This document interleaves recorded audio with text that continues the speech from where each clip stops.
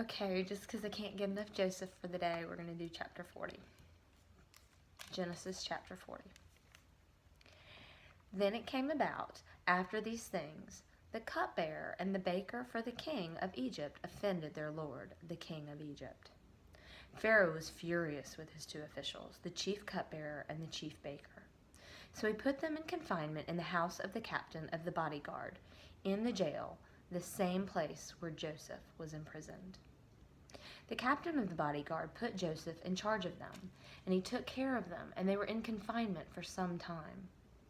Then the cupbearer and the baker for the king of Egypt, who were confined in jail, both had a dream the same night, each man with his own dream, and each dream with its own interpretation.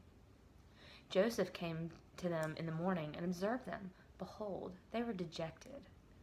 When Joseph came to them in the morning and observed them, behold, they were dejected. I read that already. He asked Pharaoh's officials who were with him in confinement in his master's house, "Why are your faces so sad today?"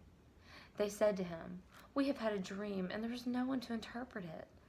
Then Joseph said to them, "Do not interpretations belong to God? Tell it to me, please."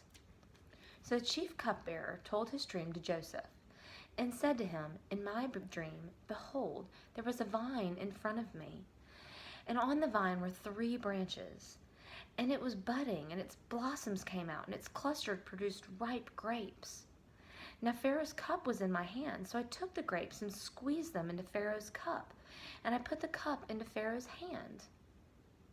Then Joseph said to him, "This is the interpretation of it. The 3 branches are 3 days. Within 3 more days, Pharaoh will lift up your head and restore you to your office. And you will put Pharaoh's cup into his hand according to your former custom, when you were his cupbearer.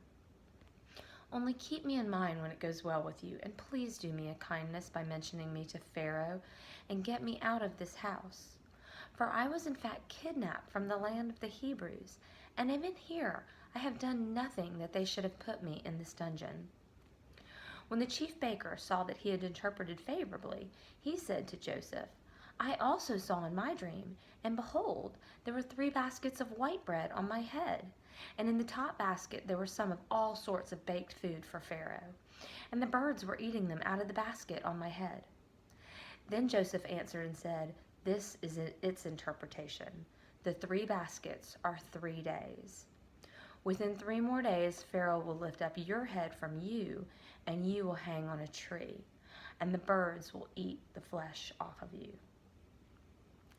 Thus it came about on the 3rd day, which was Pharaoh's birthday, that he made a feast for all his servants.